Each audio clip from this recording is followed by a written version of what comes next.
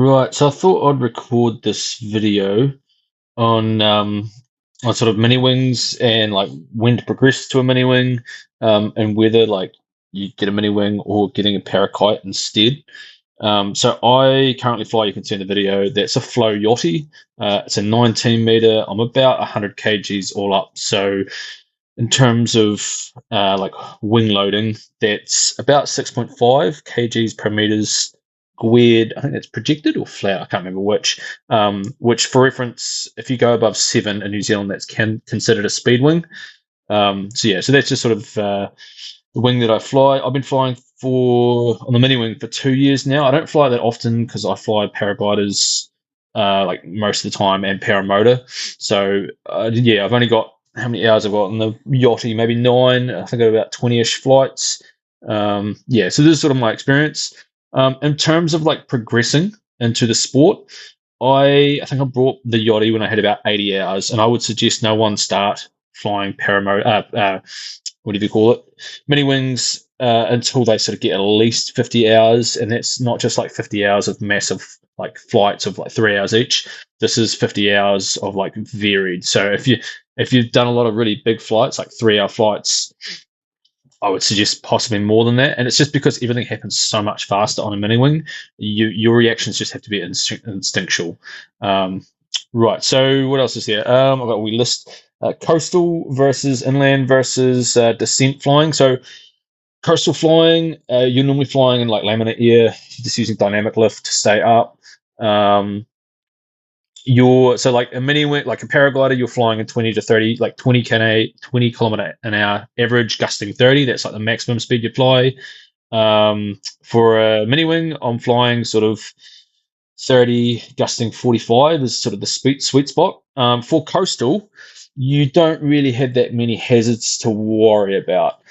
Inland, if you're flying inland dynamic, so like inland on a site where there's just going up a hill, you have to be very careful in the summer of thermals. So thermals can really mess up your day if you're flying a mini wing. They can mess up the gust strength as well, so it's kind of tricky.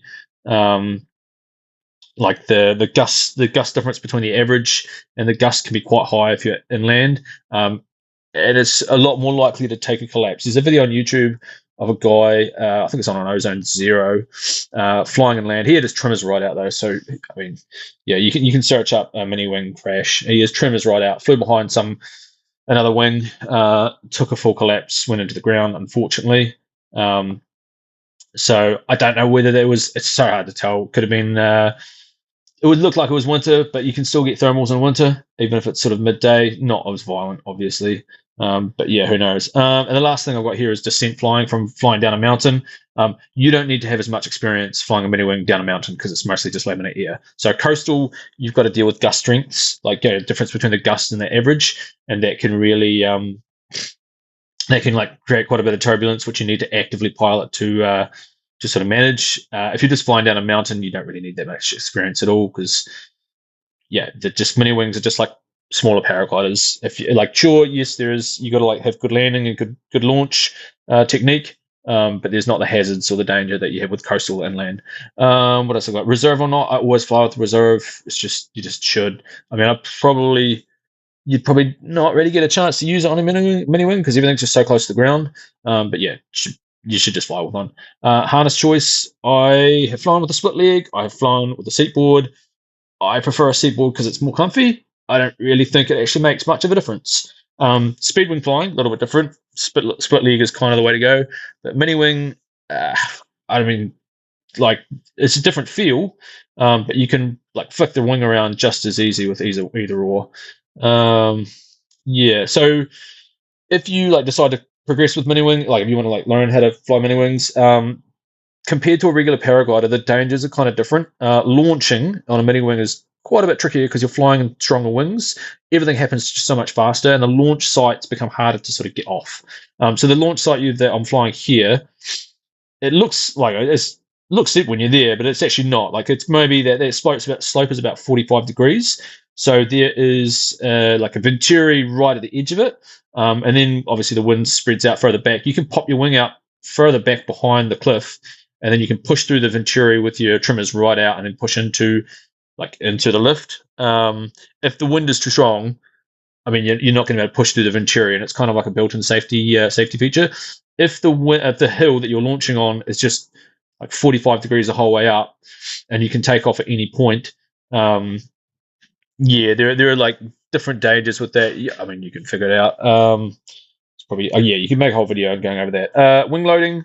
Um, I am like, yeah, kind of the top of the wing loading for my wing. The higher the wing loading that you have on a wing doesn't necessarily mean the wing is that much faster. So it doesn't scale linearly. So if you increase your wing loading, it doesn't actually like make you that much faster. It makes you a little bit faster, but not as much as you would think. It makes the brake pressure a lot higher, and it makes like you're way less likely to have collapses. But if you do have one, it's going to be way bigger. Um, so there's sort of that to consider. I would suggest like if you start on a mini wing, like start, I don't know, somewhere at the upper end. Otherwise, it'll just feel like a bit of a paraglider that's just slightly faster. Yeah, what else is there? So I've got gust difference. If you fly mini wings, and the gust difference is like more than 15 k's an hour, it actually gets kind of violently turbulent. So you might think that mini wing is great for flying in windy conditions, but if your like average wind speed is 30 and then your like gusts are 50, you find the turbulence is just too much to like bother to try and. It's just uncomfortable. It's just kind of not worth it.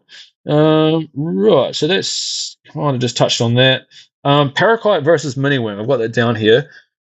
Mini wings are cheap at the moment. Well, in where I fly in New Zealand, they're kind of cheap because they're kind of going out of fashion. You can, if you buy them brand new, I would honestly just say go with a Parakite. There's so many different Parakites in the market now by so many different companies that, yeah, I mean, mini wing feels more like a go kart, and a Parakite feels kind of like an F1 car if you were to compare the two, like a sports car.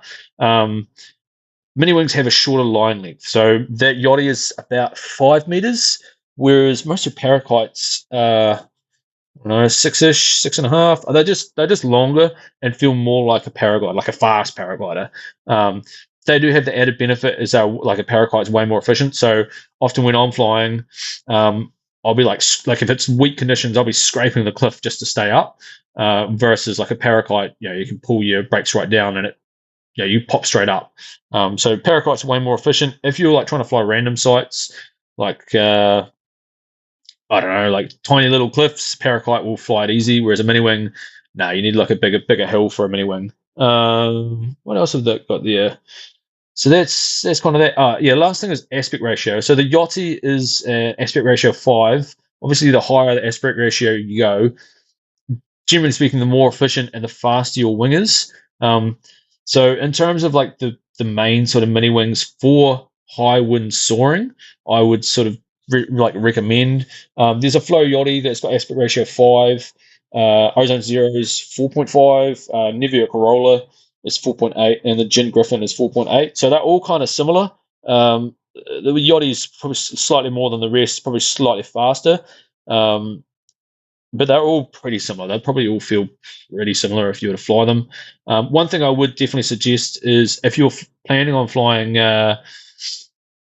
like if you're planning on flying like high wind soaring, like what I'm doing here, you really want to, you have to have something with trimmers. You just do. There's like the Advanced Pi, the Air Design Susie. There's a bunch of like the Mountain Descent mini wings. You can use them for hooning along like high speed wind soaring. But they're just not as they're not really built for it. Really, they're more for like mountain descents.